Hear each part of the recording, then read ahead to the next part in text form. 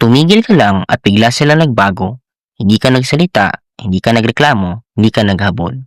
At doon nagsisimula ang tanong, bakit ang tumigil ako saka sila naging interesado? Hindi ito coincidence, may psychology sa likod nito. Number 1, binago mo ang pattern.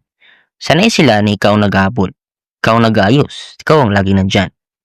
Nung tumigil ka, bigla ang utak nila. Kasi ang utak ng tao ayaw sa pagbabago, lalo na kapag nawawala ang comfort.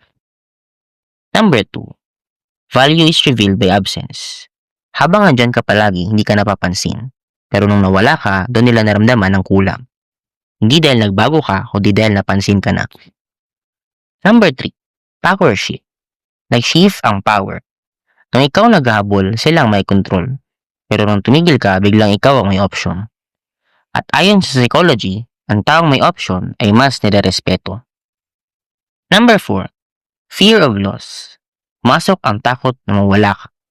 Hindi dahil mahal ka nila bigla, kundi dahil na-realize sila na pwede ka palang mawala.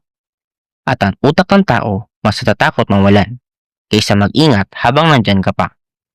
Kaya tandaan mo to. Kung kailangan mo pang tumigil para tratuhin ka ng tama, baka hindi sila ang tamang tao na para sa iyo.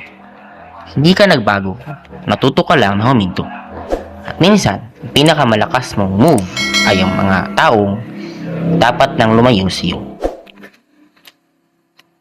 Nagustuhan mo ba ang video nito? Don't forget to like, share, and subscribe to our YouTube channel. Turn on mo na rin ang notification bell para maging updated ka sa mga bago naming videos everyday. Have a great day, stay safe, and goodbye for now.